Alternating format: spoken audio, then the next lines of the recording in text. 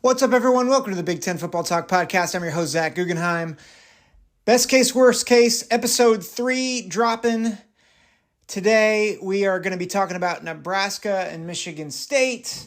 If you like the podcast, make sure to like, follow, subscribe wherever you get your podcasts. Apple, Google, Spotify, Amazon. Make sure you like and follow, leave a review, send me an email, big10footballtalk@gmail.com. And of course, you can follow us on Twitter and Instagram. Now, before I launch into this thing, I do want to be clear, there's a lot of smoke going on with expansion in the Big Ten with some big name programs.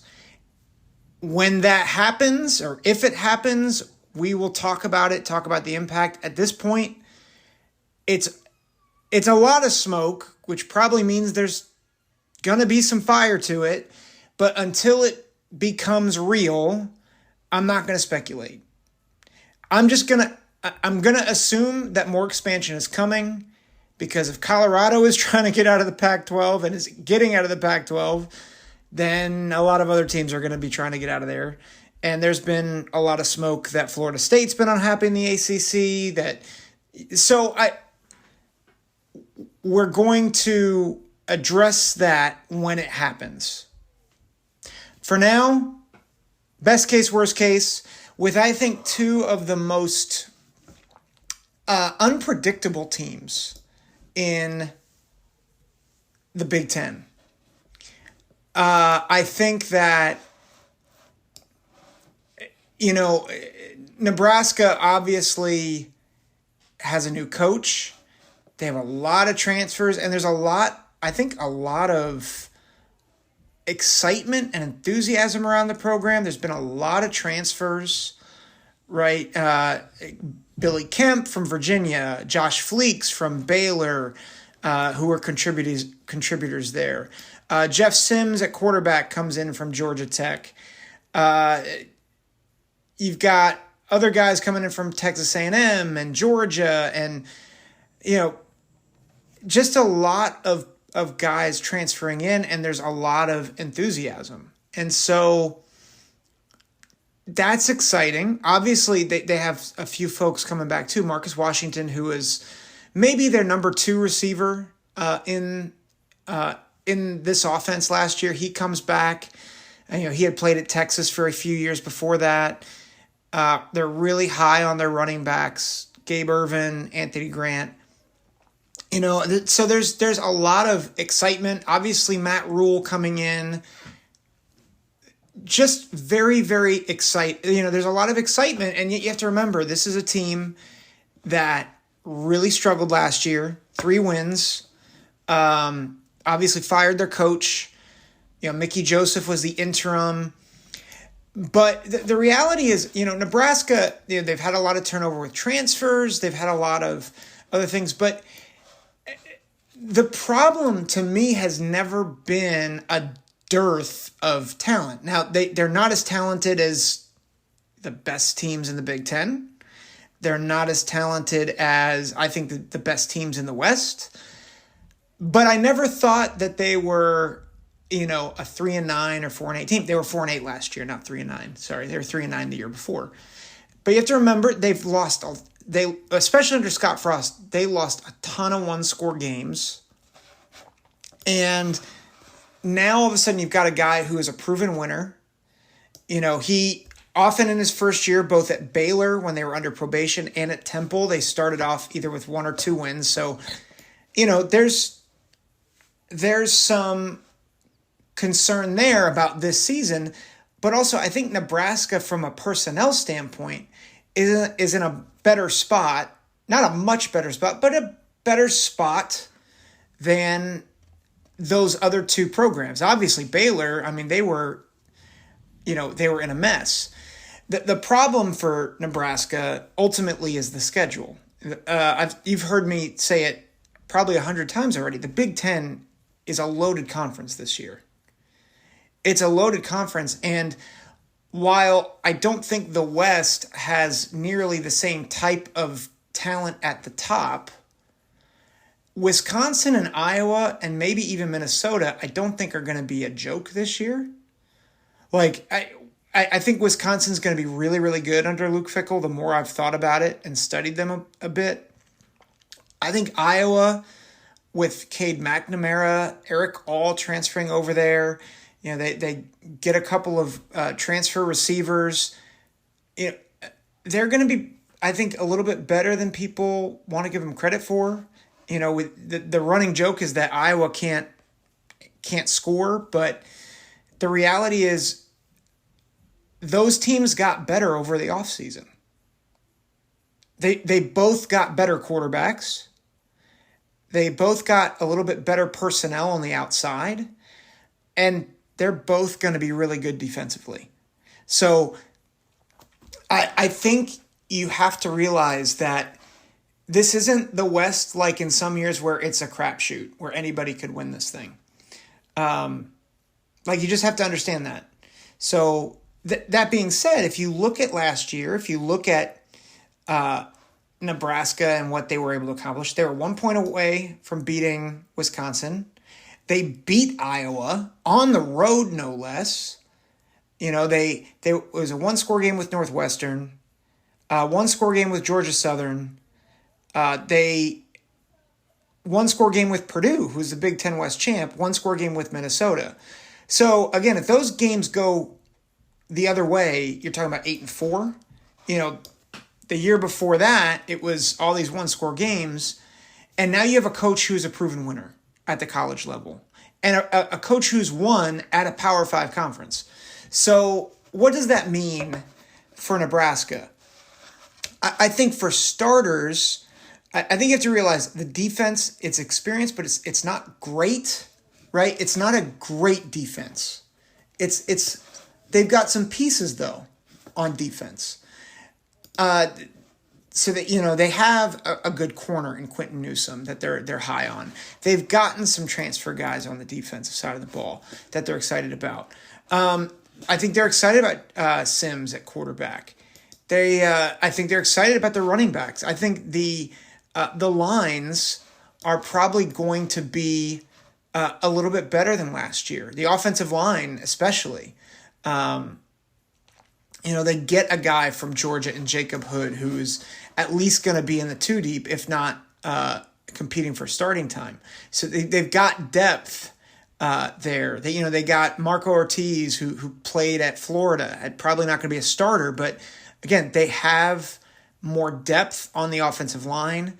They have a little bit more depth on the defensive line, again, because of transfers. Got a couple of key recruits and a junior college transfer. So they are very high on their lines. The linebackers, I think, are going to be good again. Reimer's back, who I thought was supposed to be really good. I don't know if he played all as well as I thought he would last year, but he comes back. Heinrich comes back after being out with an injury after 5 starts. So there is returning talent, and I think there's optimism here.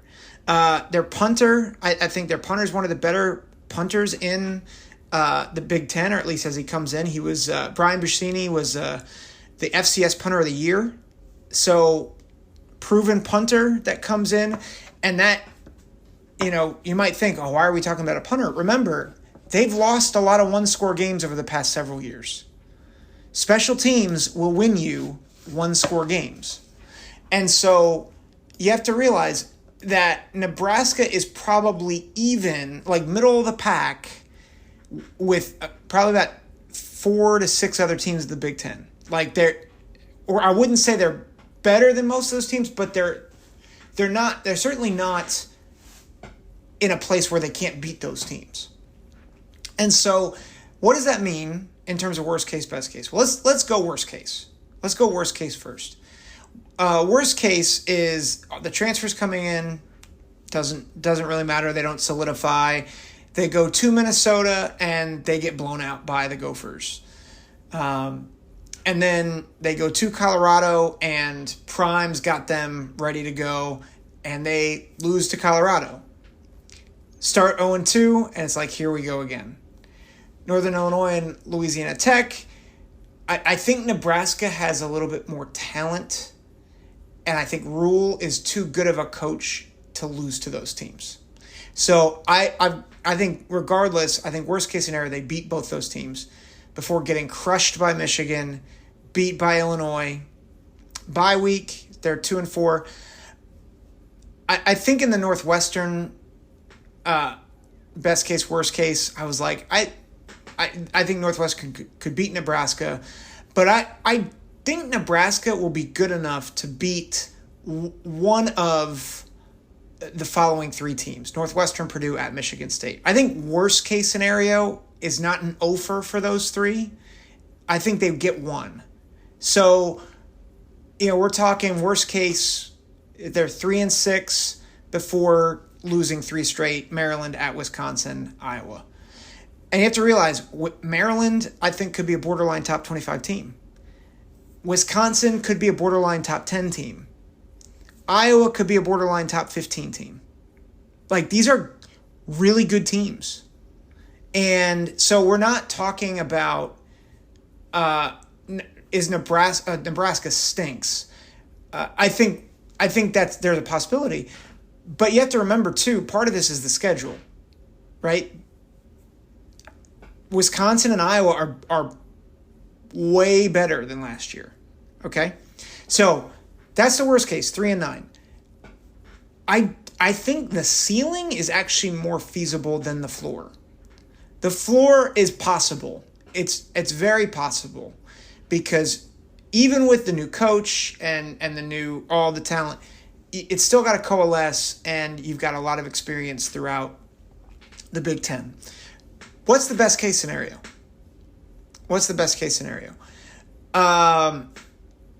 I think the best case scenario is they're 4-0 going into Michigan, right? Jeff Sims is able to make his mark. The running backs really pick up steam, and they outmuscle Minnesota, who's looking maybe for a feature back after Ibrahim left, and kind of maybe looking for something. Khalil Kamanis doesn't necessarily get to where everybody thinks he might get to. Then they go to Colorado, and despite the fact that Dion is the coach and there's a lot of smoke, there's also a lot of problems. And so not only do they beat Colorado, they beat them bad, right? They win by 3 or 4 touchdowns, beat Northern Illinois, beat Louisiana Tech, and so they're 4-0 going into Michigan. And they host Michigan at home. And I think Nebraska might be able to keep it close. I think this Michigan team's really good. They're really good. And even though Nebraska will probably have, if they're 4-0, they're getting votes in the AP poll at this point, they get beat by Michigan. And they probably get beat by Michigan by, 2 to 3 scores, even in the best case scenario. They hang tough. Michigan pulls away late. They go to Illinois on a short week, and they eke out a victory in Champaign. And again, they're eking it out because they're beat up by Michigan and it's a short week. Then they get a bye week. They get to rest up. They're 5-1. And they're getting votes in the AP poll again. They beat Northwestern. They beat Purdue. And they beat Michigan State. 8-1. And they're getting votes in the AP, or they're ranked in the AP poll. And I think the last 3 games, Maryland, at Wisconsin, Iowa, I think they can win one of those games. I don't think they can win all 3. I don't think they can win 2 of them because I think that's just a really hard. It's a deceptively difficult ending to the schedule. But I think they could win one of them. And I think 9-3 could be on the table. And I think that's actually far more possible than the 3-9. Now, I probably won't pick that, and I think I've said that with all of these, but I am leaning, as I think about my projections for the season, I think Nebraska makes a bowl game. I would think more likely than not they make a bowl game, despite the fact that the Big Ten is as good as it is. So I like Nebraska this year to at least make significant progress. So that's Nebraska. Let's take a quick break, and then we will turn our attention to Michigan State.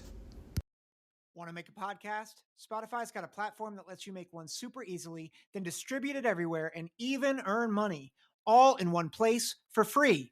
It's called Spotify for Podcasters, and here's how it works. Spotify for Podcasters lets you record and edit podcasts right from your phone or computer, so no matter what your setup is like, you can start creating today. Then you can distribute your podcast to Spotify and everywhere else podcasts are heard. Video podcasts are also available on Spotify, and when you want to take conversations with your fans to the next level, Q&A and polls are the best way to get them talking. With Spotify for Podcasters, you can earn money in a variety of ways, including ads and podcast subscriptions, and best of all, it's totally free. I highly recommend you give it a try. Download the Spotify for Podcasters app or go to www.spotify.com/podcasters to get started today. Welcome back to the Big Ten Football Talk podcast. We're talking Sparty. Michigan State took a bit of a dip. That's actually putting it nicely, probably. Really, really struggled after a big time season in 2021, right? Got to a New Year's Six Bowl, was ranked in the top 10. I think they were up to number 5, I think, in the AP before getting upset by Purdue in 2021. But they finished 11-2. They upset Michigan. It was a great season. Mel Tucker gets the big contract, and then Kenneth Walker leaves. And last year was, I think, coming back down to reality. And the hard thing about Michigan State, and probably the difference between Michigan State and Nebraska, is I think with Nebraska, there's a lot of enthusiasm, a lot of excitement.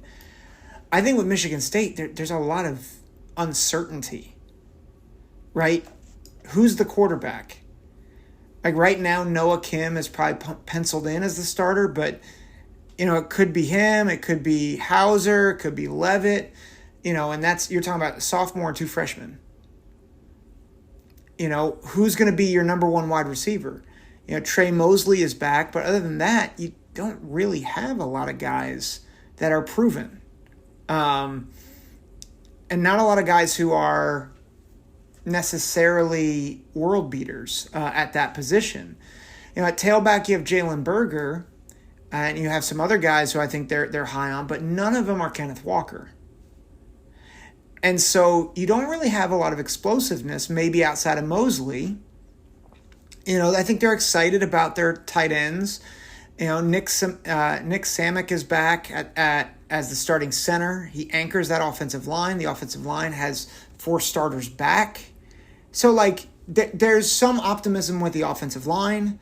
Certainly some optimism in the front 7 of the defense, right? Simeon Barrow at that defensive tackle spot, Cal Halliday and Jacoby Windman at linebacker. I think they're very, very excited about those guys. But again, the concern has been, particularly on the defensive side of the ball, has been that defensive backfield.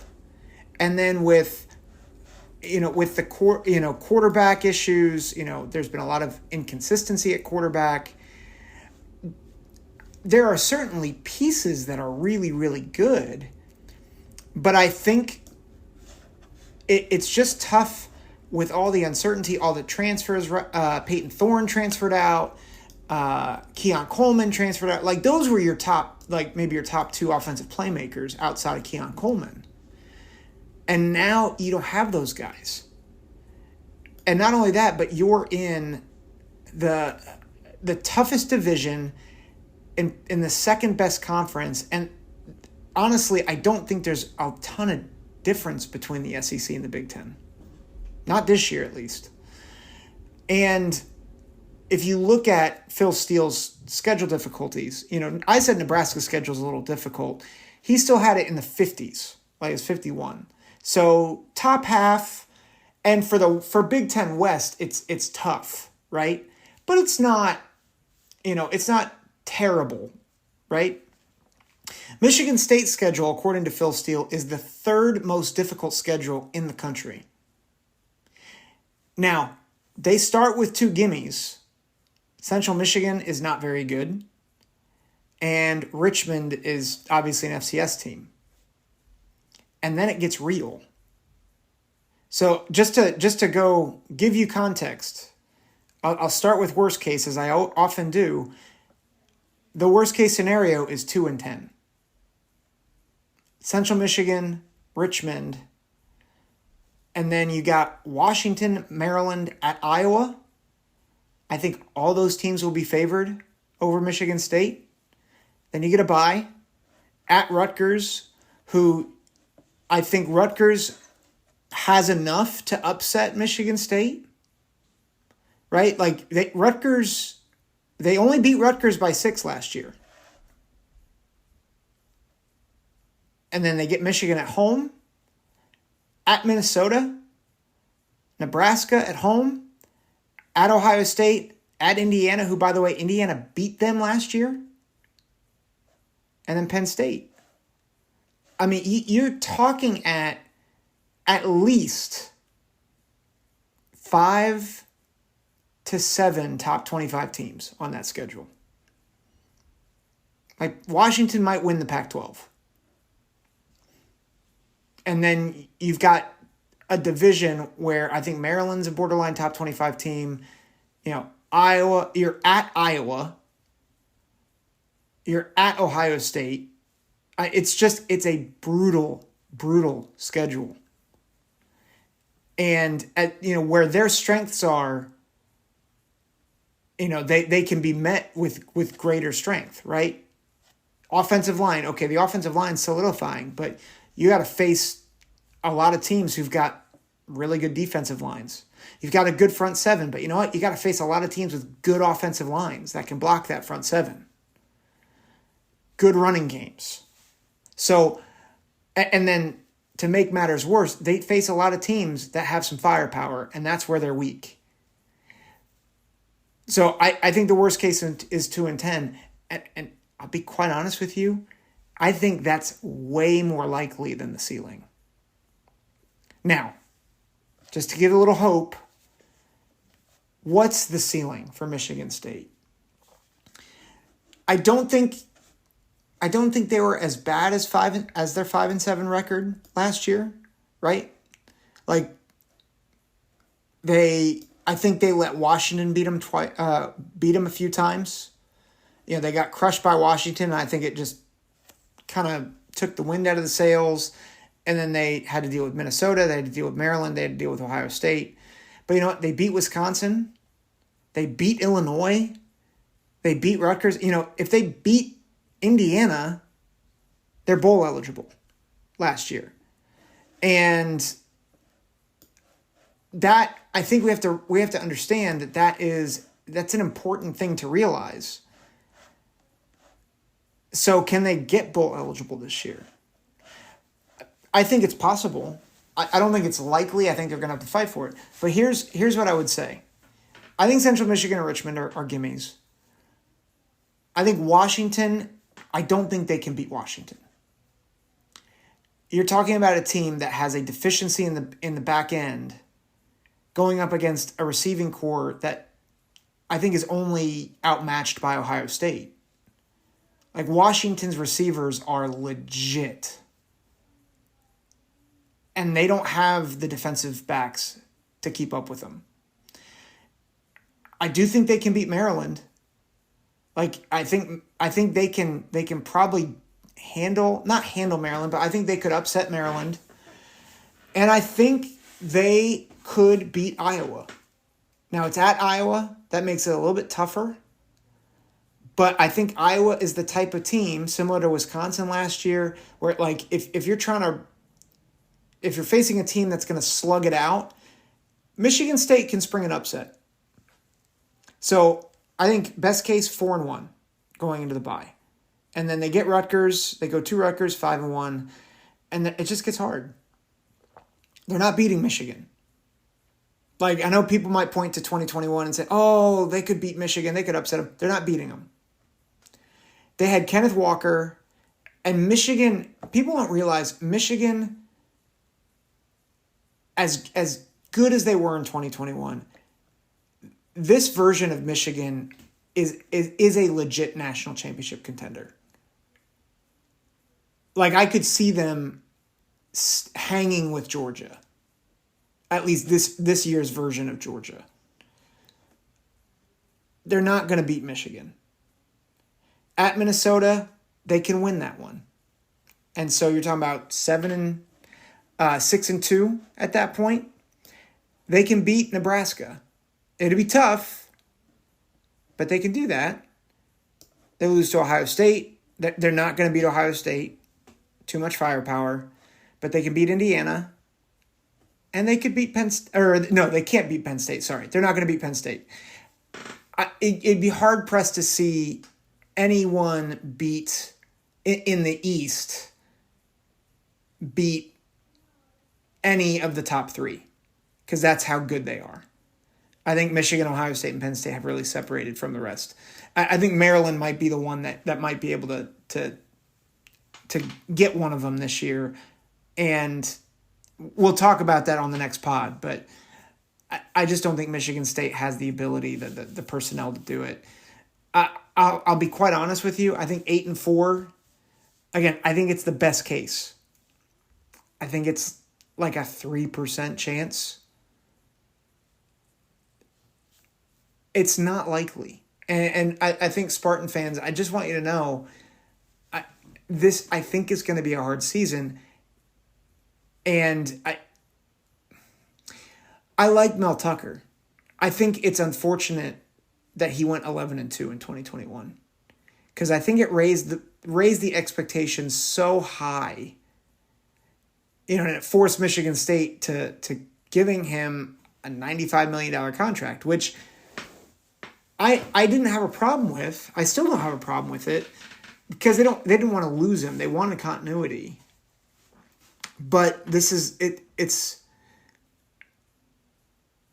the problem really lies in the fact that he went 11-2 with a roster that probably should have gone 6-6 or 7-5.